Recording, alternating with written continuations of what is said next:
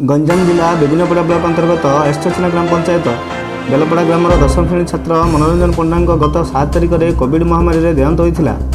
से एसचिना राधाकृष्ण उच्च विद्यालय में 10म श्रेणी में अध्ययन करुले।